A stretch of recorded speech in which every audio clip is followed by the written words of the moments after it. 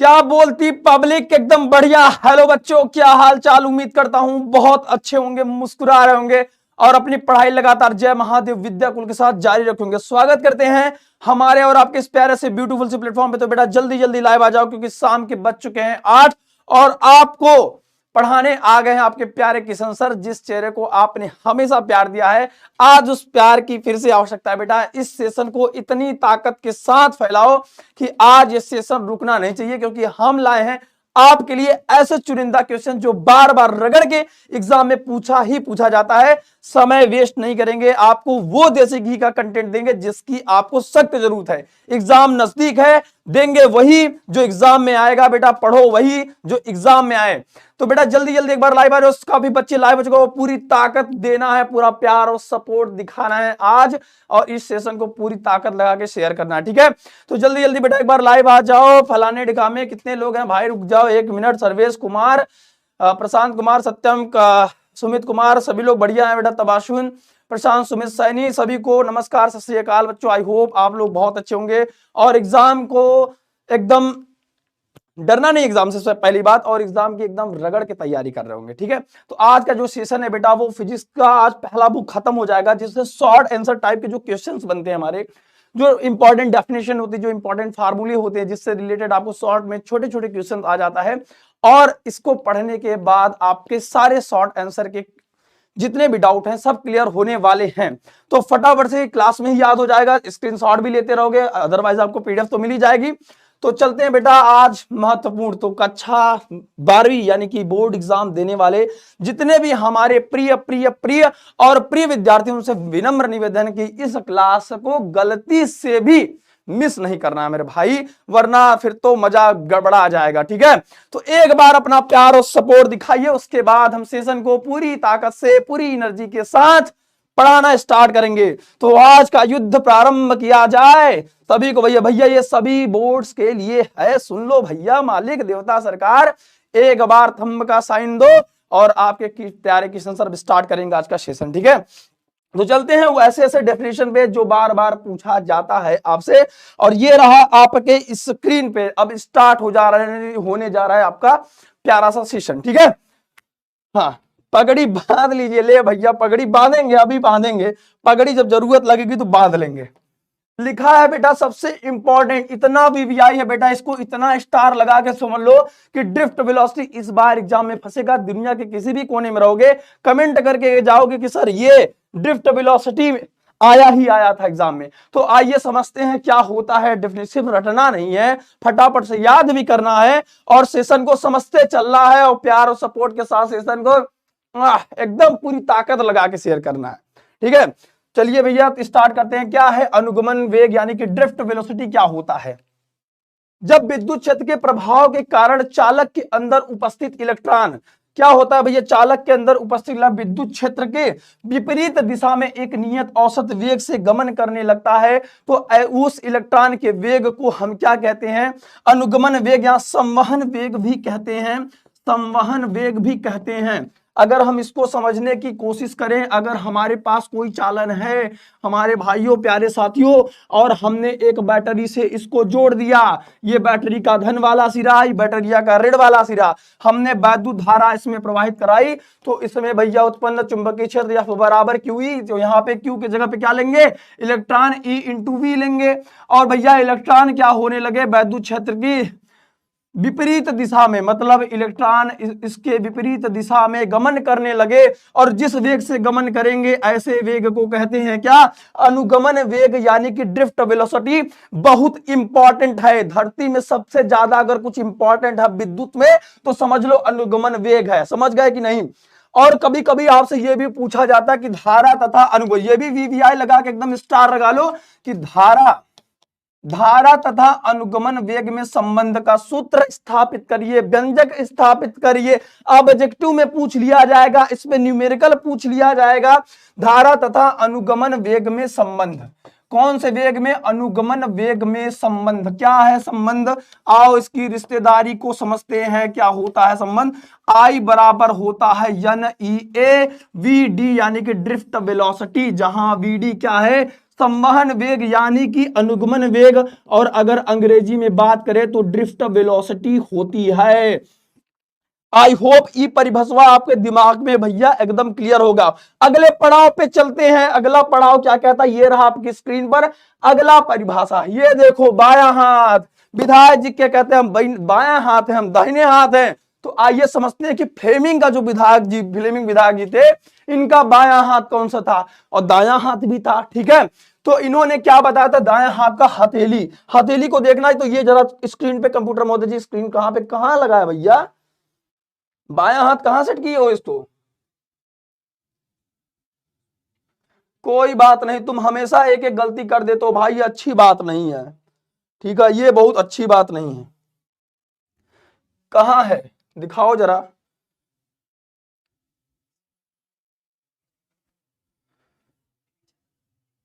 चलो कोई बात नहीं,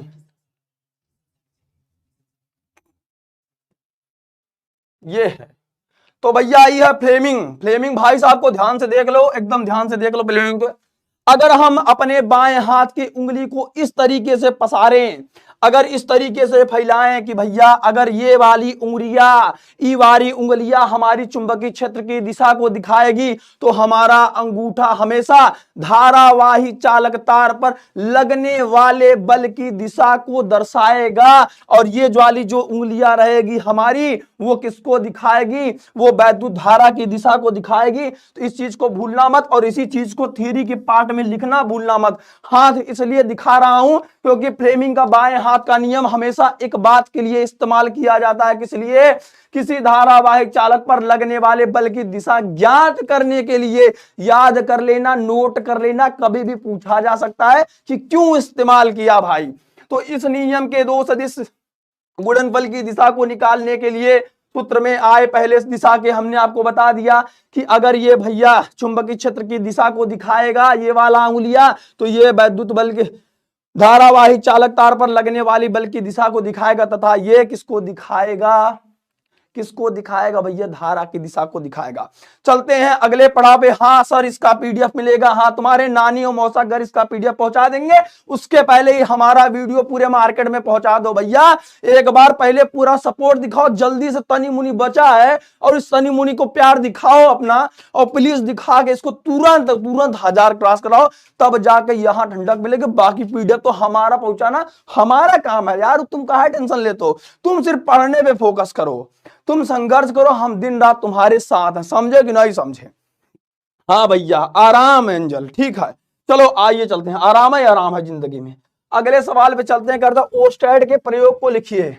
ओस्टेड का प्रयोग क्या कहता है भैया, कि ओस्टेड ने क्या पाया कि जब किसी तार से धारा प्रवाहित की जाती है, तार में है तो तरवा में तो धारा न प्रवाहित करेंगे, तार में धारा, तो तार के चारों ओर चुंबकीय क्षेत्र उत्पन्न होता है। तो भैया जब तार है और तार में हमने क्या कर दिया भाई, दूध धारा प्रवाहित कर दिया, तो तार में क्या होता है, चुंबकीय क्षेत्र उत्पन्न होता है। और यह चुंबकीय क्षेत्र तब तक रहता है जब तक कि तार से धारा प्रवाहित होती रहती है। मतलब धारा अगर, तभी तो एक चुंबकीय क्षेत्र पैदा होता, तभी तो हम जब लाइन या करंट वहां पास होता रहता, हम उसके पास जाते हैं, हमको चिपका लेता है, कहता कहां जा रहे हो आओ, और चिपका के कल बहुत करंट लगता है ना, तो भैया वो खींचता है आपको ना, तो चुंबक की तरह खींचता है आपको। जब आप तार के आसपास गुजरते हो तो आपको खींचता है कि नहीं, है ना, समझ रहे हो ना। तो आपको अट्रैक्शन होता है कि नहीं होता तार के पास से जब गुजरते हो। बात को ध्यान रखिएगा एकदम बढ़िया से, ठीक है। हाँ भैया स्कूल में अच्छा प्रैक्टिकल चल रहा, तो भैया और प्रैक्टिकल से ही समझा रहे, घबराओ मत। तार से धारा प्रवाहित रहती है, तो धारा के इस प्रभाव को चुंबकीय प्रभाव कहा जाता है। इस प्रयोग को ओस्टेड ने बताया। ओस्टेड ने समझा कि हाँ, कि अगर किसी चालक तार में हम वैद्युत धारा प्रवाहित करते हैं, तो तार के चारों ओर एक चुंबकीय क्षेत्र पैदा हो जाता है। इस बारे के अध्ययन में ओस्टेड ने बताया था। ओस्टेड का प्रयोग कभी कभी पूछ लिया जाता है। चलो अगले सवाल पे चलते हैं। ये रहा आपके स्क्रीन पे, लॉरेंज बल, सबसे इंपॉर्टेंट बल। धरती में सभी बल, लेकिन हमारे पास है क्या, लॉरेंज बल। अगर किसी आवेश को विद्युत क्षेत्र तथा चुंबकीय क्षेत्र में सम्मिलित क्षेत्र में लाया जाता है, अगर हम आवेश को किस में लाते हैं, विद्युत क्षेत्र में भी और चुंबकीय क्षेत्र में भी लाते हैं। मतलब अगर तार है, तार में हमने दो काम किया, तार में वैद्युत धारा को भी प्रवाहित किया और तार के पास चुंबक भी रख दिया। अब देखते हैं कि कुछ चेंजेस होते हैं। तो उन्होंने कहा तो आवेशित कण पर लगने वाला बल का परिमाण विद्युतीय बल तथा चुंबकीय क्षेत्र के सदिश के योग के बराबर होगा और यही लॉरेंज बल है, लॉरेंज फोर्स है।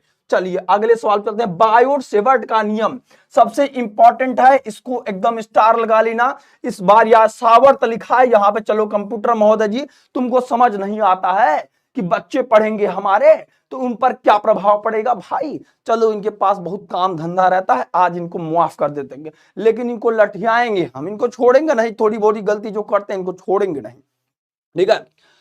तो बायो सेवर्ट का नियम, बायोट अलग थे भैया, सेवर्ट अलग थे, तो ठीक है। तो बायो सेवर्ट का नियम लिख लीजिएगा। इन्होंने क्या बताया कि बायो सेवर्ट तथा लाप्लास से धारावाही चालक के छोटे अल्पांश लंबाई, यानी कि इन्होंने एक चीज बताई कि अगर हम क्या काम करें भाई साहब, अगर एक हम बहुत छोटा अल्पांश लंबाई मतलब बहुत छोटी लंबाई का चालक तार ले लें, ठीक है, चालक तार ले लो और इसमें हम वैद्युत धारा प्रवाहित कराएं।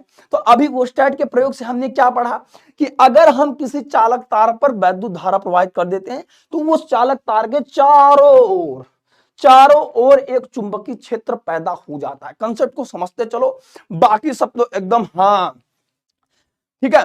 तो इसके पास अगर एक हम चुंबक रख दे, चुंबक कुछ दूरी पर रख दे और इसके बीच में अगर एंगल थीटा लगे, तो उन्होंने ये बताया भाई साहब ने कि उसमें उत्पन्न चुंबकीय क्षेत्र में परिमाण के लिए नियम के दिया, जिससे बायो सेवर्ट का नियम कहते हैं। अच्छा, ये तो सिर्फ नियम लिखने वाली बात हो गई। अब फार्मूला है जिसको पढ़ने वाली भी बात होनी चाहिए, और जब तक पढ़ेंगे नहीं तब तक मजा नहीं आएगा, है ना। चलो आओ मजा लेते हैं। चलो, तो चुंबकीय क्षेत्र उन्होंने बताया कि वो धारावाही के अल्पांश लंबाई के समानुपाती होता है। कहने का मतलब क्या है कि अगर हम लंबाई को बढ़ा देंगे तो उसमें चुंबकीय क्षेत्र क्या हो जाएगा, बढ़ जाएगा। भैया जितना लंबा तार उतना ज्यादा उसमें धारा, उतना ज्यादा उसका चुंबकीय क्षेत्र, सीधी सीधी बात है। चलो ये भी बात हम समझ गए कि, और उन्होंने बताया कि उसमें उत्पन्न चुंबकीय क्षेत्र उसके साइन थीटा के समानुपाती होता है तथा चालक तार में प्रवाहित धारा तो उत्पन्न चुंबकीय क्षेत्र के समानुपाती, यानी कि जितना ज्यादा धारा उतना ज्यादा क्या, चुंबकीय क्षेत्र। और भैया एक चीज तो बायो सेवर्ट ने और बताया कि उसके दूरी के वर्ग के व्युत्क्रमानुपाती। क्यों? क्योंकि अगर हम इसकी दूरी थोड़ी सी बढ़ा देंगे तो चुंबकीय क्षेत्र जो है वो भैया कितना हो जाएगा, कम हो जाएगा। क्या हो जाएगा, कम हो जाएगा। लिख लेंगे भैया बायो सेवर्ट के नियम के अनुसार, बायो सेवर्ट के नियम के अनुसार, ठीक है। परिभाषा के साथ साथ फार्मूला भी याद कर लो तो ज्यादा सही रहेगा। इतना लिख दोगे एग्जामिनर खुश होके लल्लन टॉप वाला नंबर देगा, एकदम लल्लन टॉप कहेगा ले जा भाई तुम्हारी सवा शेर हो, क्योंकि इतना लिख दिए हो कि मजा आ गया, एकदम दिल छू लिया है, ठीक है। तो यहां से इसको भैया समीकरण 1 2 3 4 को मर्ज कर दो तो क्या आ जाता है, आई डेल्टा यल साइन थीटा बटे कितना, आर का स्क्वायर। और इसके बाद इसको लिखते हैं यहां से, जब ये प्रोपोर्शनल का साइन हटता है तो आता है म्यू 0/4 पाई है भैया। 4 पाई पढ़ने वाला 4 पाई, लेटने वाला बिल्कुल नहीं, इंटू आई डेल्टा यल साइन थीटा बटे आर का स्क्वायर। यही क्या है भैया, बायो सेवर्ट का नियम है। याद कर लो, तुम कहां भागे जा रहे हो बड़े बड़े भैया, समझ गए। तो बायो सेवर्ट का ये नियम था, बायो सेवर्ट ने बता दिया, लेकिन हम तो बता दिए, लेकिन आपने एक काम नहीं किया छोटा सा। एक बार बेटा, एक बार अपना प्यार दिखाओ जल्दी से, तनी मुनी, इतने बच्चे हैं समझ लो, इतने बच्चे हैं, एक एक बच्चे को भी घसीट के लगाओ नहीं, सेशन जस्ट डबल हो जाएगा। देखिए हमें कुछ नहीं चाहिए, हमें सिर्फ इस चेहरे को आपका मैं प्यार का भूखा हूं भाई, एक सपना है भाई, इसको तुरंत तुरंत एकदम जितना जल्दी हो सके, जितने बच्चे देख रहे हो इसको भाई एक बार फैलाओ। इसके आगे और भी मजेदार कहानियों के साथ स्टार्टिंग करेंगे डबल। अच्छा तुम लोग चाहते हो कि सर एकदम पगड़ी बांध के उतर जाए, तो भैया जल्दी शेयर करो, नहीं तो हम पगड़ी बांध के उतरेगा अब। और अब एक एक सवाल आने वाला बोर्ड में बचने वाला नहीं है, नहीं बचेगा भाई। आज जो पढ़ाएंगे ना, आज जो पढ़ाएंगे वो फंसेगा, पेपर पक्का फंसेगा आज से। और तुम जब बाद में देख के आओगे तो फिर खुद ही कहोगे अरे वाह सर मजा आ गया, पेपर देने में मजा आ गया। तो भाई जल्दी जल्दी, हाँ लेने दीजिए भैया, स्क्रीनशॉट ले लो, बाकी ये पीडीएफ मिल जाएगा, टेंशन नहीं लेने का। एक बार भाई सेशन को पहले जल्दी से पूरी ताकत लगाओ, वैसे मजा नहीं आएगा। ठीक है, हाँ सबको चाहिए भैया, सबको चाहिए। आइए आगे चलते हैं, तो इसका स्क्रीनशॉट ले लीजिएगा। ये थे भैया हमारे बायो सिवर्ट के नियम। कह रहा है कि शक्ति गुणांक, ये गुणक लिख दिया है, नालक चोट्टा कहीं का, कोई बात नहीं, यहाँ पे गुणांक लिख लेना। ठीक है, ये चोट्टा कहीं का गुणक लिख दिया है, यहाँ पे लिखिएगा गुणांक। क्या लिखिएगा? गुणांक लिखिएगा कि परिपथ में शक्ति गुणांक क्या होता है। परिपथ में यथार्थ माध्य शक्ति तथा आभासी माध्य शक्ति का अनुपात परिपथ में शक्ति गुणांक कहलाता है। सी तथा आर पर निर्भर करता है। यह सी तथा आर पर निर्भर करता है। यह किस पे निर्भर करता है भैया? सी तथा आर पर निर्भर करता है। शक्ति गुणांक का कोई मात्रक नहीं होता, शक्ति गुणांक का कोई मात्रक नहीं होगा। हाँ चैट तब ऑफ करेंगे भैया, जल्दी जल्दी एक बार अपना जल्दी इसमें प्यार दिखाओ भाई, ऐसे मजा नहीं आएगा, समझ रहे हो? तुम लोगों के लिए घोच घोच के फिर मैं एक आपके लिए मोटिवेशनल शायरी बोलूंगा, बढ़िया से मजे से के साथ बोलूंगा। सेशन को एंजॉय करते रहिए, लेकिन अपने एक एक दोस्त या रिश्तेदार को उसको पहुंचाते रहिए, ठीक है ना? नहीं तो ऐसे नहीं मजा देगा, सूखा सूखा पढ़ोगे तो क्या मजा देगा भाई, सूखा सूखा। सभी को एकदम क्लियर है? हाँ ये तनी मुनी इंपॉर्टेंट है ना, हाँ ये तनी मुनी बहुत इंपॉर्टेंट है भाई, ये तनी मुनी तो बिल्कुल इंपॉर्टेंट है। हाँ हर एक क्वेश्चन के साथ एकदम माखन लगा के जैसे घी का कंटेंट देगा भाई, ताकि तुम्हारे दिमाग में घुस जाए। क्या हो जाए भैया? घुस जाए तुम्हारे दिमाग में, तभी घुसेगा जब तनी मोनी तुम शेयर करेगा, एकदम घुस जाएगा, एकदम टेंशन नहीं लेने का, ठीक है ना? चलो आगे बढ़ते हैं, और आगे बढ़ते हैं एकदम चाप के पढ़ते हैं हम। कह रहा कि वाटहीन धारा क्या है? What is what in, wattless current क्या है? वाटहीन। अब आपको यथा नाम तथा गुण वाली कहानी की भैया, वैसे ऐसी धारा जिसके कारण प्रत्यावर्ती धारा में परिपथ में शक्ति व्यय का मान शून्य हो जाता है, यानी कि जिसमें शक्ति व्यय क्या हो जाए? शून्य हो जाए, पावर फैक्टर क्या हो जाए भैया? शून्य हो जाए, वाटहीन धारा कहलाता है, वाटलेस करंट कहलाता है। प्रत्यावर्ती धारा में इसका इस्तेमाल करते हैं, मक्खन लगा के, हाँ एकदम मक्खन लगा के। चलिए सबसे इंपॉर्टेंट, और ये नया चैप्टर समझ लो, है प्रत्यावर्ती धारा। प्रत्यावर्ती धारा उद्दिष्ट धारा से सवाल ससुरा हर बार पूछा जाता है, तो प्रत्यावर्ती धारा के एक एक चीज को क्लियर करते चलेंगे। सबसे पहले प्रत्यावर्ती धारा को हम एक बार पढ़ने की कोशिश करते हैं कि किसी परिपथ में प्रवाहित होने वाली ऐसी धारा, इसमें वैसी धारा लिखा है लेकिन तुम लोग लिखना एकदम सरल भाषा में, ऐसी धारा जिसका परिमाण दिशा समय के साथ आवर्त रूप से, एक पीरियाडिक रूप से क्या रहता है? बदलता रहता है। एक निश्चित समय बाद इसका क्या होता है भैया? परिमाण बदलता रहता है। उद्दिष्ट धारा का जो ग्राफ होता है भैया, वो क्या होता है? एकदम सीधा होता है। और इसमें ये जैसे इसमें धारा हमने प्रवाहित कर दी, तो इसमें आता है भैया सबसे धारा का शिखर मान। क्या? धारा का शिखर मान क्या होता है? धारा का शिखर मान, धारा का वर्ग माध्य मूल मान, ये इनमें दोनों में संबंध पूछा जाता है, और बारी बारी से पूछा जाता है, और हर बार पूछा जाता है बिना मक्खन लगा के, ठीक है ना? अल्टरनेटिव करंट, हाँ ये पेपर में आया था, ये पेपर में आया था। और पेपर में भैया और क्या पूछेगा? इससे बाहर पूछेगा नहीं। एक एक डिफिनेशन, हर चैप्टर के इंपॉर्टेंट डेफिनेशन लिए महाराज आप लोगों के लिए, सिर्फ देसी घी का कंटेंट बैठ के बनाए। पूरी फिजिक्स का एक एक ऐसा सवाल, पूरा फार्मूला, पूरा डेफिनेशन, पूरा डेरिवेशन, पूरा न्यूमेरिकल, ताकि कुछ ना छूटे। एग्जाम में जाओ तो सिर्फ आपका दिमाग कहे कि हाँ ये तो पढ़े थे भैया, यही तो पढ़े थे। पीडीएफ मिलेगा भैया टेलीग्राम पे, ठीक है? इंस्टाग्राम, फेसबुक, दुनिया ग्राम सब चलाते होगे, 1 ग्राम और चला लो तो नंबर 2-4 ग्राम बढ़ जाएंगे, समझे ना? एकदम भोजपुरिया जवान लग रहे हैं। हाँ भैया भोजपुरिया जवान बाद में लगेंगे, पहले एकदम चाप के आओ पढ़ते हैं, ठीक है? एकदम चाप के आओ आगे बढ़ते हैं। तो भैया धारा का ऐसा प्रमाण, ऐसी धारा जिसका परिमाण, मैग्नीट्यूड तथा दिशा समय के साथ क्या होता रहे भैया? बदलता रहे। समय के साथ क्या होता रहे? बदलता रहे। अच्छा अब आते हैं बेटा परिनालिका को परिभाषित करिए, क्योंकि आप जब भी पढ़ेंगे तो आपको अननोन प्रेरणा आपने पढ़ा होगा, ट्रांसफार्मर पढ़ा होगा, हर जगह आपको कहीं ना कहीं कुछ ना कुछ लपेटा मिलेगा। लपेटा का मतलब क्या है? कि तार में लपेटों की संख्या। लपेटा को ही परिनालिका यानी कि सोलिनाइड कहते हैं। कहने का मतलब यह है सर्पिल यानी कि सर्पीला आकार का, सर्पिल रूप में लपेटी गई तार के परिनालिका कहा जाता है। परिनालिका को विद्युत रोधी के पाइप के ऊपर तार को लपेट कर बनाया जाता है। विद्युत रोधी नहीं रहेगा तो उसमें भी करंट पर उतरने लगेगा ना। तो समझने की कोशिश करो, परिनालिका एकदम सिंपल चीज है। और परिनालिका समझना क्यों, ये तार में लपेटों की संख्या, एक तरवा लो, इसको घूम घूम के किसी भी चिजिया पे, जैसे मान लो ये कोई विद्युत रोधिया, इसी पे लपेट दो, उठा के इस पे लपेट दी, तो ये क्या बन गया भैया, परिनालिका बन गया। क्या बन गया, परिनालिका। और इसमें जब वैद्युत धारा इसमें प्रवाहित करो, इसमें प्रवाहित करते हैं, तो भैया परिनालिका को परिभाषित करिए। तो लेकिन हमें कभी कभी शॉर्ट आंसर में इस चीज को 2 नंबर से तुरंत चुटकी बजा के नंबर, देखो ऐसा है कि अगर कहीं ऐसे फ्री में ईयरफोन लगा के आपको ये देखने को मिल जाए कि हाँ यहां से फंस जाएगा, तो हमें पढ़ने में कहा जा रहा है भाई। ऐसा तुरंत, जैसे मैं हट जाता हूं थोड़ी देर के आगे पीछे चलता रहता हूं ना इधर भूतों की तरह, तुरंत स्क्रीनशॉट मार लिया करो, समझे। तो आइए आगे बढ़ते हैं, धीरे धीरे आगे बढ़ते हैं और धीरे धीरे पढ़ते रहते हैं, ठीक है ना। कि सर्पिल के रूप में लपेटी गई तारों के, या फिर आप इतना भी लिख सकते हैं कि तार में लपेटों की संख्या, तार के लपेटों की संख्या, पाइप के ऊपर तार के लपेटों से बनाया जाता है। परिनालिका की लंबाई परिनालिका की त्रिज्या की तुलना से ज्यादा होना चाहिए, क्योंकि भैया तार की जो त्रिज्या है वो कुछ ज्यादा होगी, क्योंकि उसमें लपेटों की हम संख्या लेते हैं, ठीक है।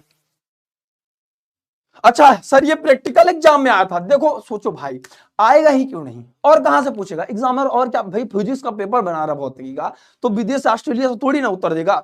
एक बार बेटा पूरी ताकत लगाओ भाई, इतनी जनसंख्या पहुंचाओ, जल्दी इसको जैसे डबल करो भाई, इसको भैया एक बार अपना प्यार दो भाई, इसको तुरंत फैलाओ, मजा आएगा ना चाहिए, मजा आना चाहिए, मौज से पढ़ेंगे, पूरा जनसंख्या जनार्दन को उठा के पढ़ेंगे, एकदम चाप के पढ़ेंगे। चलो अगले वाले चलते हैं। 1 एम्पियर की धारा, जब भैया हम 2 तार को लेते हैं, 2 सीधी तथा लंबी तार को लेते हैं, और इसमें चुंबकीय क्षेत्र है, तार में वैद्युत धारा प्रवाहित करेंगे, तो इसमें है I1 और इसमें है I2, और इसको हमने d दूरी पर रख दिया, इसको हमने क्या कर दिया भैया, d दूरी पर रख दिया। तो आप ये देख पाएंगे इसमें कि 1 एम्पियर वह वैद्युत धारा है, वह स्थायी धारा जो निर्वात या वायु में एक दूसरे से एक कुछ दूरी पर रखे, जैसे हमने 2 समांतर तार को कुछ मीटर की दूरी पर रखने पर उसमें वैद्युत धारा प्रवाहित कर दिया, ये कोई समय होता है? पर रखे 2 समांतर तार के बीच प्रति एकांक लंबाई पर 2 गुणित 10 की घात -7 न्यूटन का बल उत्पन्न कर दे। अभी जैसे अभी आपने पढ़ा बायो सेवर्ट के नियम से म्यू 0 अपान में क्या पढ़ा था, 4 पाई आई डेल्टा यल साइन थीटा बटे आर का स्क्वायर पढ़े थे कि नहीं, बोलो हाँ कि पढ़े थे कि नहीं। तो यहां से आपको ये जो मिला था म्यू 0 नॉट, जल्दी बताओ कमेंट सेक्शन में, कंप्यूटर चाल है क्या आगे भैया। कभी कभी लग रहा है कि खान सर पढ़ा रहे हैं, भाई खान सर जो है बहुत ही अच्छे टीचर हैं, लॉजिकल टीचर हैं, वो भी बच्चों के साथ मेहनत करते हैं, तो हम नहीं कह सकते, तो वो भी अच्छा पढ़ाते हैं। उनका थोड़ा स्ट्रीम अलग है भाई, वो हर सब्जेक्ट को लेके चलते हैं, वो हर सब्जेक्ट में चीजें करते पढ़ते हैं भाई, वो भी पढ़ाते बढ़िया टीचर है। जहां आपको बेहतर समझ में आ जाता है टीचर वही है। हाँ भाई आपको फिजिक्स की क्लास बोरिंग लगती है, इसका मतलब आपका फिजिक्स का टीचर बोरिंग है, मतलब मजा आना चाहिए ना। फिजिक्स तो एकदम मक्खन की तरह आसपास चीजों को रिलेट करके पढ़ना चाहिए, एकदम मजे के साथ पढ़ना चाहिए, एकदम दबा के पढ़ना चाहिए, दबा के शेयर करना चाहिए, बोलो हाँ कि नहीं, ठीक है। तो यहां से भैया जो म्यू नॉट की वैल्यू होती है, वो अभी तक कमेंट सेक्शन में कोई बच्चा रिप्लाई नहीं किया है, कोई रिप्लाई नहीं किया, ऐसा मजा नहीं आता, तुम लोग अपना प्यार ना दिखाते हो तो मजा नहीं आता। तो भैया यहाँ पे आता 4 पाई गुणित 10 की घात -7, अगर हम सिर्फ इसकी पूरी की बात करें तो वो आता है 10 की घात -7, और वही जो है भैया वो 2I1 I2 बटे R आता है, 2 धारावाही चालक तारों के बीच में लगने वाला बल। तो वहां पे जो बल लगता है, वहां पे जो बल लगता है 2 गुणित 10 की घात -7 न्यूटन का बल उत्पन्न कर दे, उसे हम क्या कहते हैं, एम्पियर कहते हैं, एम्पियर। ठीक है भाई, इतनी बात सभी को क्लियर है, सभी बच्चों को, सभी प्यारे सम्मानित साथियों को क्लियर है। हाँ निर्वात की वैद्युतशीलता ही कहते हैं। एक बार बच्चा अपना प्यार से पूरा दिखा, मजा नहीं आ रहा, थोड़ा सा एकदम कसर रह गई है, एकदम आपको ये प्यार दिखाना पड़ेगा। आप चाहते हैं, आपने इस चेहरे को बेटा हमेशा प्यार दिया है, जो वीडियो बच्चे बाद में देखते हैं उनसे भी ये गुजारिश रहती है कि बेटा हमें कुछ नहीं चाहिए, सिर्फ आपका प्यार चाहिए। ये वीडियो हर भारत के उस कोने तक बच्चे तक पहुंचना चाहिए जिसको इसकी जरूरत है। एग्जाम टाइम में तो बेटा ये रामबाण है, रामबाण है, जान लो, लिख कर रख लो, रामबाण है, एकदम फैला दो, एकदम फैला दो। हाँ एकदम ताकत लगा फैला दो। अगले वाले पे चलते हैं भाई। कह रहा चुंबकीय फ्लक्स क्या है? चुंबकीय फ्लक्स क्या है? जैसे वैद्युत फ्लक्स होता है ऐसे होता है चुंबकीय फ्लक्स। चुंबकीय क्षेत्र में स्थित तल के लंबवत से गुजरने वाली चुंबकीय क्षेत्र रेखाओं की संख्या की माप। आपको पता है कि जब हम किसी आवेश को रख देती हैं तो आवेश एक अपना क्षेत्र पैदा करता है, जिसे क्या कहते हैं भैया? वैद्युत क्षेत्र कहते हैं। ऐसे ही जब हम किसी चुंबक को रख देते हैं, जब हम भैया कहीं चुंबक को रख देते हैं तो चुंबक भी एक अपना क्षेत्र पैदा करता है, जिसे हम चुंबकीय क्षेत्र कहते हैं। और चुंबक क्षेत्र में स्थित वे काल्पनिक रेखाएं जो अपनी कला का अविरत प्रदर्शन करती हैं, चुंबकीय क्षेत्र रेखाएं कहलाती है। तो चुंबकीय क्षेत्र रेखाओं की संख्या की माप ही क्या कहलाती है भैया? चुंबकीय फ्लक्स कहलाती है। जैसे वैद्युत रेखाओं की संख्या की माप कहलाती है वैद्युत फ्लक्स, ऐसे चुंबकीय फ्लक्स आ जाता है। इसे फाई से प्रदर्शित करते हैं। चुंबकीय क्षेत्र तथा क्षेत्रफल सदिश के अदिश गुणनफल को चुंबकीय फ्लक्स कहा जाता है, यानी कि फाई बराबर बी ए कॉस थीटा। अदिश गुणनफल को फाई बराबर क्या होता है? बी ए कॉस थीटा।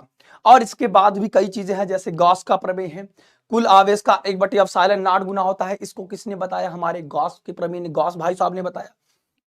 तो गॉस के प्रमेय को भी याद रखेंगे। फाई बराबर कितना उन्होंने फ्लक्स के बारे में बताया कि जब हमारे पास कुल आवेश रहे तो किसी बंद परिपथ से गुजरने वाला फ्लक्स, किसी बंद उन्होंने क्या किया? कोई एक बंद सरफेस लिया, उन्होंने कहा बंद सरफेस से गुजरने वाला फ्लक्स कुल आवेश का, कितने आवेश का? कुल आवेश का 1/ε0 गुना होता है, जहां ε0 क्या है? निर्वात में वैद्युतशीलता, जिसका मान होता है, ये भी याद कर लो, 8.85 गुणित 10⁻12। बार बार याद कर लो, ये सब ऑब्जेक्टिव में पूछ लेगा। तो क्या करोगे सर? पहले चैप्टर का नाम बता दीजिए भैया। ये चुंबकीय फ्लक्स है भैया। यहां अब तुम्हें चैप्टर का नाम इंपॉर्टेंट नहीं है, अब तुम्हें चैप्टर का नाम इंपॉर्टेंट नहीं है भैया। जैसे वैद्युत फ्लक्स वैसे चुंबकीय फ्लक्स, ऐसे भैया। तो चुंबकीय फ्लक्स होता है भैया फाई बराबर बी ए, तो फाई बराबर बी ए। और भैया ये क्या होता है? वैद्युत फ्लक्स। और तो ये होता है भैया वैद्युत फ्लक्स, वैद्युत फ्लक्स। लेकिन ये क्या है? चुंबकीय फ्लक्स, चुंबकीय फ्लक्स याद रखेंगे। चलो आगे बढ़ते हैं। चुंबकीय फ्लक्स के बाद ये आ गया सबसे इंपॉर्टेंट हिस्सा, वैद्युत चुंबकीय प्रेरण को परिभाषित करें। क्या है वैद्युत चुंबकीय प्रेरण? क्या है सर? कुछ मोटिवेशन बात बता दीजिए। देखिए, आपका मोटिवेशन आप सेल्फ खुद हो। हम कहें कि ऐसे पढ़ लो, ऐसे टॉप कर जाओगे, फलाने को देख लोगे, ऐसे हो जाओगे। बेटा एट लास्ट आपको ही पढ़ना है ना, तो आप किसको देख के क्या हो जाओगे? गूलर को देख के पागल हो जाओगे? हैं? फलाने को देख के ढिकावे हो जाओगे? आप अपना मोटिवेशन खुद है। आप उस चेहरे को देखो जिस चेहरे की खुशी के लिए आप पढ़ रहे हो। आपका सबसे बेस्ट मोटिवेशन आपके माँ बाप है। जिस दिन आपका रिजल्ट बढ़िया होगा, जिस दिन आप अच्छे मार्क्स लाएंगे, उस दिन आपके माँ बाप भी बढ़िया खुश होंगे। आपका मोटिवेशन आप खुद हो भैया। आपके मोटिवेशन जब तक आप नहीं चाहोगे तब तक, और अगर आप चाहोगे, जहां चाहे वहीं रहा है, जहां चाहे वहां रहा है। ठीक है। कदम चूम लेती है चल के वो मंजिल, अगर मुसाफिर अपनी हिम्मत न हारे। बस लड़ते रहो, अंत समय तक लड़ते रहो। कदम चूम लेगी चल के वो मंजिल, अगर मुसाफिर अपनी हिम्मत न हारे। तो बस लगे रहो, और आने वाला समय आपका है, इतिहास लिखोगे बोर्ड में बच्चों। फिलहाल चलते हैं पढ़ाई पे, अगले पड़ाव पे चलते हैं। और अगला पड़ाव है हमारे सामने, जब किसी कुंडली में से संबद्ध लिख लो, और चुंबक की क्षेत्र के स्रोत के बीच अपेक्षित गति की जाती है, तो कुंडली में एक विद्युत वाहक बल उत्पन्न हो जाता है। जब हमने क्या काम किया, ध्यान से देखो, हमने जब क्या काम किया,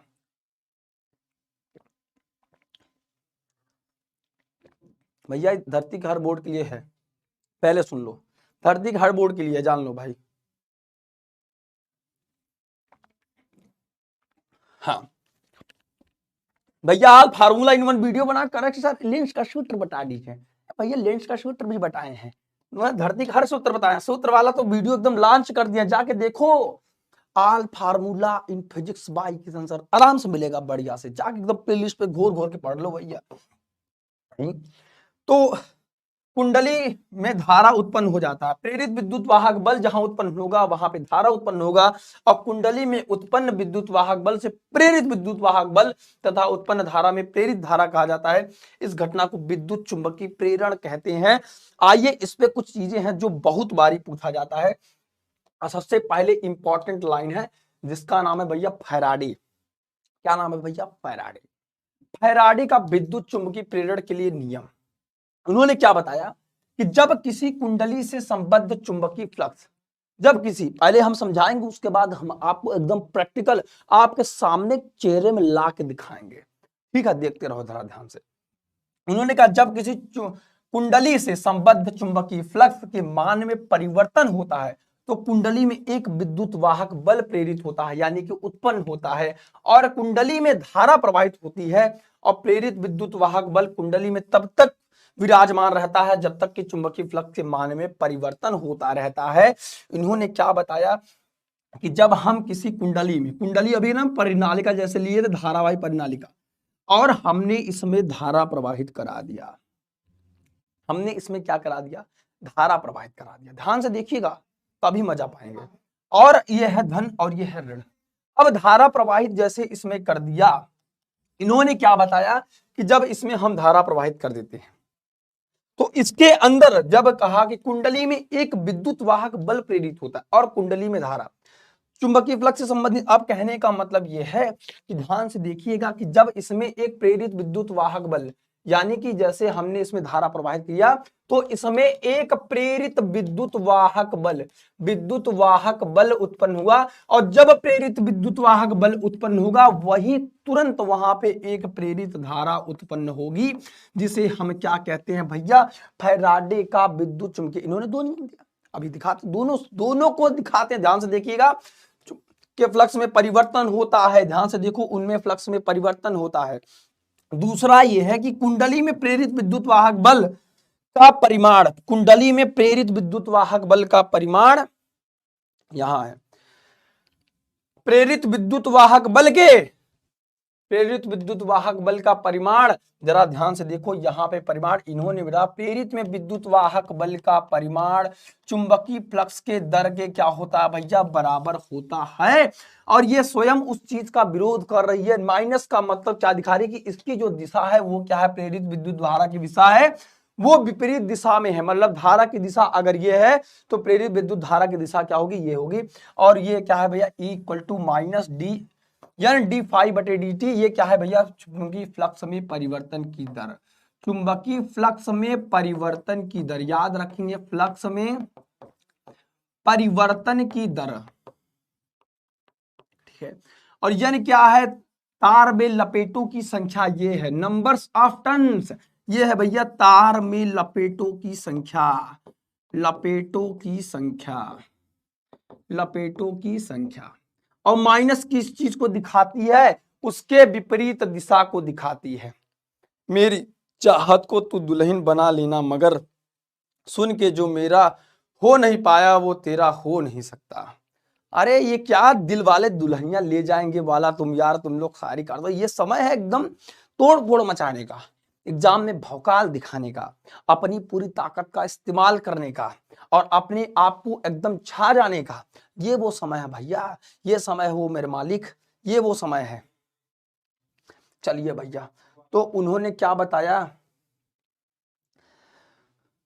फ्लक्स परिवर्तन के दर की क्या होता है? ऋणात्मक दर के बराबर होता है, इक्वल टू माइनस यानी डी फाई बटे डी टी होता है। चलिए अगले पड़ाव पे चलते हैं। एक होता है भैया स्वप्रेरण, जिसको कहते हैं कि सेल्फ इंडक्शन। क्या कहते हैं? Self induction. और एक होता है म्यूचुअल इंडक्शन। क्या होता है? Mutual induction. सेल्फ का मतलब क्या है? कि जैसे आपके अंदर खुद से पैदा हो जाए मोटिवेशन कि हम पढ़ेगा इंडिया और टॉप मारेगा इंडिया। और क्या होता है कि जब फलाने दो चाटा मारे चटक, तब तुम्हारा पढ़ने के अंदर अच्छा पढ़ ले बाबू, बहुत मारे हैं तेजी से, है ना। तो ये चीजें हैं। एक लड़का लिख रहा कब से, मुस्कुराना हर लड़की की अदा है, जो इसे प्यार समझे वो गधा है, अगर बाज की तरह उड़ान भरना है, इन तितलियों को छोड़ना ही अच्छा है। बहुत बढ़िया, क्या बढ़िया मोटिवेशन, बहुत बढ़िया मोटिवेट हुए मेरे बालक, बहुत बढ़िया मोटिवेशन। इतना मोटिवेशन आज पाते कहां सो भाई? समीर देखो ऐसा सही बात है, एग्जाम टाइम में प्यार मोहब्बत धोखा है, पढ़ लो बेटा यही मौका है, और ये मौका हाथ से गया ना तो फिर समझो वही है कि रात रानी हो जाएगी। रात को जब बैठोगे, यही रात अंतिम, यही रात भारी, यही रात अंतिम, यही रात भारी, फिर ये करोगे, समझे। तो छोड़ो ये सब, धोखा है भाई, इस सब में कुछ मिलता नहीं है, फिर आप डिप्रेशन के शिकार हो जाते हो, फिर मजा आता नहीं जिंदगी में, समझे। हाँ चलिए कोई बात नहीं, खैर फिलहाल हम समझाते हैं आपको सेल्फ इंडक्शन। जब किसी कुंडली में प्रवाहित धारा के मान से परिवर्तन किया जाता है, धारा में मार, या देखो धारा है, ये कुंडली है, कुंडली के धारा में लगातार ये बैटरिया ले लो, एक तो बैटरिया ले लो ये, और इसके धारा में लगातार परिवाहित कर दो, ठीक है। तो कुंडली से चुंबकीय फ्लक्स, कुंडली से संबद्ध फ्लक्स, हमने क्या काम किया कि यहां पे एक ले गया भैया क्या, चुंबक इसके पास ले गए, चुंबक से निकलेगा भैया क्या, चुंबकीय फ्लक्स, चुंबक से ही तो निकलेगा, और चुंबक से निकलेगा चुंबकीय फ्लक्स, और चुंबकीय बल रेखाएं जो दिख रही हैं आपको, ये लिखा है चुंबकीय बल रेखाएं, वो चुंबक है चपकाने वाला है तो खतरनाक। जब इससे चुंबकीय फ्लक्स में परिवर्तन होगा, जैसे ही भैया चुंबकीय फ्लक्स के मान में परिवर्तन हुआ और कुंडली में स्वतः एक विद्युत वाहक प्रेरित हो गया। जब यहाँ पे चुंबक में भैया, यहाँ पे कुंडली में, ये हमारा कुंडली, जन्म कुंडली, कुंडली में स्वयं एक क्या हो गया, प्रेरित विद्युत वाहक बल पैदा हो, धारा प्रवाहित किया, चुंबक को लाए, इसकी वजह से एक धारा प्रवाहित होगा, उस धारा की दिशा, इस घटना को ही क्या कहते हैं भैया, स्वप्रेरण की घटना। ऑटोमेटिक इसके अंदर क्या पैदा हो गया, एक इंड्यूस्ड करंट। जब प्रेरित विद्युत वाहक बल जहां उत्पन्न हुआ, वहां प्रेरित विद्युत धारा भी उत्पन्न हो जाएगी, और जिसकी दिशा क्या होगी, उसके विपरीत दिशा में होगी, और इसके कहते हैं क्या, इसे कहते कुंडली का प्रेरित, कुंडली को भैया स्वप्रेरण, ये इसे कहते हैं कुंडली का स्वप्रेरण की घटना। तगड़ी पढ़ा के जाएंगे, पगड़ी बांध के आए हैं, तगड़ी पढ़ा के जाएंगे, बिल्कुल सही बोले, एकदम एकदम चकाचक पढ़ा है। हम सलमान खान लग रहे हैं, अबे सलमान खान का ब्याह हुआ नहीं हो, हमको सलमान खान ना बना, है ना। चलो खैर आगे बढ़ा कोई बात नहीं। हमारा कंप्यूटर महोदय भी किसमें रहा है बगल बैठ के, इसका भी ब्याह नहीं हुआ ना, बेचारा सोच रहा हम सलमान खान है, कह रहा सर धरती में जिसका ब्याह नहीं होता वो सलमान खान होता है। खैर कोई बात नहीं, रिपीट, ईट एंड रिपीट, अरे भाई वीडियो तुम्हारे नानी घर तक पहुंच गई होगी, ये वीडियो को जितनी बार देखोगे उतनी बार रिवाइज हो जाएगा, रिवाइज एंड अपडेट, समझे, ईट एंड रिपीट, खाते रहो उसको, पढ़ते रहो। कहते हैं कि भैया जब एक कुंडली में धारा प्रवाहित करते हैं, तब कुंडली में एक प्रेरित विद्युत वाहक बल उत्पन्न हो जाता है, और इसकी ये जो चुंबकीय फ्लक्स के मान में परिवर्तन है, और इसकी जो दिशा होती है वो ये धारा की दिशा के विपरीत दिशा में होती है। चलिए अभी एक चीज को समझे, हम दूसरा समझते हैं, जिसका नाम है भैया अन्योन प्रेरण, और बहुत इंपॉर्टेंट प्रेरण है, समझे, जिसको बोलते हैं म्यूचुअल इंडक्शन। म्यूचुअल इंडक्शन समझ लो, फिर म्यूचुअल इंडक्शन से कितने टाइप के क्वेश्चन बनते हैं लाला, सब समझाएंगे लाला, समझे। चलो भैया आइए समझते हैं। अगला सवाल है, जब किसी एक कुंडली में, हमने अब दो कुंडली लिया, एक प्राथमिक और एक द्वितीयक, हमने दो टाइप के कुंडली लिया, प्रवाहित धारा के मान में परिवर्तन किया जाता, दूसरी कुंडली में एक विद्युत वाहक बल उत्पन्न हो जाता, और इस घटना को अन्योन प्रेरण कहते हैं। कैसे होता अभी दिखाते हैं। जिससे कुंडली में धारा प्रवाहित की जाती है प्राथमिक कुंडली, और जिस कुंडली में प्रेरित धारा उत्पन्न होती है उसे द्वितीय कुंडली कहते हैं। और इस ससुरा का इस्तेमाल जो किया जाता है वो ट्रांसफार्मर में किया जाता है। अब पूछा जाता है आपसे बार बार कि ट्रांसफार्मर किस सिद्धांत पे, किस प्रेरक के सिद्धांत पे आधारित है, तो याद रखिएगा ट्रांसफार्मर जो हमारा है वो अन्योन प्रेरण के सिद्धांत पर आधारित है। ये समझ लो, इस बार एग्जाम में आया हुआ है, हम पेपर आउट कर दे रहे हैं, और इसको याद कर लो, याद कर लो, लिख लो, अभी से लिख लो भैया, ट्रांसफार्मर किस पे घटना पे आधारित है, अन्योन प्रेरण की घटना पे आधारित है। चलो अच्छा समझाते हैं अन्योन प्रेरण क्या है। देखो हमने लिया, ये है कुंडली, कुंडली का लपेटों की संख्या, ये देखो फिर ये 7 फेरे वाला संख्या, ये है नंबर ऑफ टर्न्स, क्या है। प्राथमिक कुंडली में क्या होता है, लपेटो, तार में कम लपेटो, तार को पकड़ो ससुरा, खींचो, तार को लपेटो, कम लपेटो, उसमें कहते हैं उसको प्राइमरी कुंडली, यानी कि प्राथमिक कुंडली कहते हैं। इसको क्या कहते हैं, कुंडली, प्राथमिक कुंडली। तुम्हारी वाली से कुंडली तो मिलती नहीं होगी, लक्षण तो एक भी नहीं है, पढ़ने लक्षण के तो गुण है नहीं। और दूसरे वाले में लपेटों की संख्या ज्यादा कर दो, ये मार लपेट के धर दो, इसलिए है भैया द्वितीयक कुंडली। क्या है, द्वितीयक कुंडली। अब ये है भैया, ये ट्रांसफार्मर में भी ऐसे बना रहता है। फिलहाल हम यहाँ पे जो समझने की कोशिश कर रहे हैं वो समझने की कोशिश कर रहा है पहले अन्योन प्रेरण प्रेरण। तो ऐसे समझो ये है प्राथमिक कुंडली और ये है द्वितीयक कुंडली। कुछ करना नहीं है, हमने जैसे इसमें धारा प्रवाहित कर दिया तो एक कांड हुआ इसमें। कौन सा कांड हुआ, देखो जरा ध्यान से देखिएगा इस कांड को।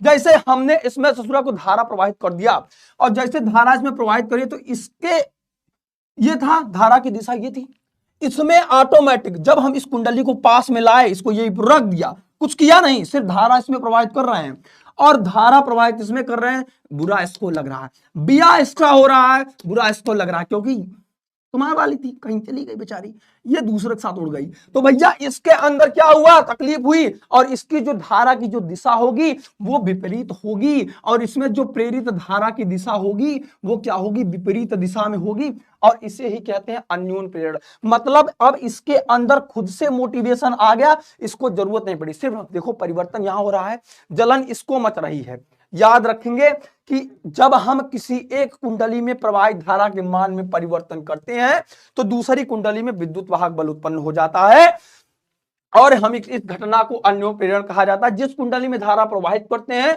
उसे प्राथमिक और जिसमें धारा प्रेरित धारा उत्पन्न होती है उसे क्या कहते हैं, द्वितीय कुंडली कहते हैं। अगले पड़ाव पे चलते हैं, अगले पड़ाव पे चलते हैं, लेंज का नियम, लुंज पुंज का नियम। लेंज का नियम पूछा जाता है कि किस सिद्धांत पर आधारित, तो सबसे पहला सवाल जो आता है एग्जाम में, सबसे इंपॉर्टेंट सवाल आता है, इसको लिखो कि लेंज का नियम किस सिद्धांत पर आधारित है, तो ऊर्जा संरक्षण के सिद्धांत, अभी बताएगा, सब बताएगा, ऊर्जा संरक्षण के सिद्धांत पर आधारित है लेंज का नियम। ये बहुत इंपॉर्टेंट है, एक एक नंबर का पूछ लिया जाता है, पूछो मत कैसे पूछ लिया जाता है। इन्होंने क्या बताया था कि विद्युत चुंबकीय प्रेरण के कारण किसी कुंडली में प्रेरित धारा की दिशा इस प्रकार होता है कि उस कारण का विरोध करती है जिस कारण यह उत्पत्ति होती है। इन्होंने ये बताया था और ये देखो लिखा भी है कि यह ऊर्जा संरक्षण के सिद्धांत पर आधारित है। लेंज का नियम ने बताया था कि भैया कुंडली में भैया क्या होता है, उस कारण का विरोध करती है जिससे ये उत्पन्न होती है, कि मतलब समझो ये भाई फलाने भाई साहब है ना, इसकी वजह से ये उत्पन्न हुए और इसकी दिशा इधर ही है और ये माई बाप कहते हैं इसकी दिशा का विरोध करती है, मतलब विपरीत दिशा में प्रेरित धारा उत्पन्न होती है। मतलब धारा की दिशा तो वाकई में इधर हो जानी चाहिए थी, लेकिन ये सदैव उस कारण का विरोध करती है जहां से ये सदैव उत्पन्न होती है और यही लेंज का नियम है। और लेंज का नियम ऊर्जा संरक्षण के सिद्धांत पर आधारित होता है। और जितने संरक्षण आप देख रहे हैं सारे संरक्षण पढ़ के जाना, क्योंकि ये तो एक नंबर आपको दे देगा, समझे, फ्री के नंबर दे देगा। और लेंज का नियम, लुंज पुंज का नियम, इसको तो जरूर पढ़ लेना, आंख में घुसेड़ लेना, समझ रहे हो नहीं, फोटो खींच लेना और नागिन वो होता है ना इच्छाधारी नागिन में फोटो खींच लो इसका, क्योंकि यही आ रहा है भाई, इस बार पेपर आउट करवाने तुले हैं, समझ गए कि नहीं। चलो भैया आगे चलते हैं। विद्युत अनुनाद की स्थिति क्या होती है, यक्सल बराबर यक्सी, जैसे कि समझो श्रेणी परिपथ में एक निश्चित आवृत्ति पर धारा का शिखर मान जब महत्तम हो जाता है, श्रेणी क्रम में जब धारा आवृत्ति पर धारा का जो शिखर मान होता है, peak value of alternating current जब मैक्स हो जाता है, इस घटना को ही विद्युत का अनुनाद कहते हैं। जिससे कोणीय आवृत्ति पर धारा का शिखर मान महत्तम होता है उसे कोणीय आवृत्ति का अनुनादी कोणीय आवृत्ति कहा जाता है। क्या कहते हैं, अनुनादी कोणीय आवृत्ति कहता है जिसे आवृत्ति पर विद्युत अनुनाद की घटना होती है उसे अनुनादी आवृत्ति कहा जाता है। तो भैया इसको याद कर लेना, रट लेना, ये ऐसे कुछ फार्मूले हैं और फिजिक्स का सबसे इंपॉर्टेंट और सबसे निचोड़ वाला फार्मूला था। ठीक है, आगे भी है, आगे नहीं है, कहा सरक गया होगा भैया, चलो ठीक है, ये भैया इतना ही था, ये इतना ही था। चलो तो सारे हाँ सारे सवाल हमने आपको रटवा दिए। तो वैसे आज के लिए आपको इतना ही, हमारी आपकी मुलाकात होगी इससे ज्यादा धमाकेदार सेशन नेक्स्ट सेशन में। तब तक के लिए अपना ध्यान रखें और जो बच्चे इस वीडियो को दोबारा देखते हैं या फिर बाद में देखते हैं वो इस वीडियो को अपना प्यार जरूर देंगे। पूरी एक बच्चा कम से कम 20 बच्चे को शेयर करेगा और ये वीडियो हर उस कोने तक पहुंचाएगा जिसको इसकी जरूरत है। आज के लिए इतना ही रखते हैं, अब हमारी आपकी मुलाकात होगी नेक्स्ट सेशन में। तब तक के लिए नमस्कार, टाटा, बाय बाय, जय हिंद। अपना ध्यान रखें, सावधान रहें, सतर्क रहें और इतने प्यार और सपोर्ट के लिए धन्यवाद। Thank you so much, love you all, take care.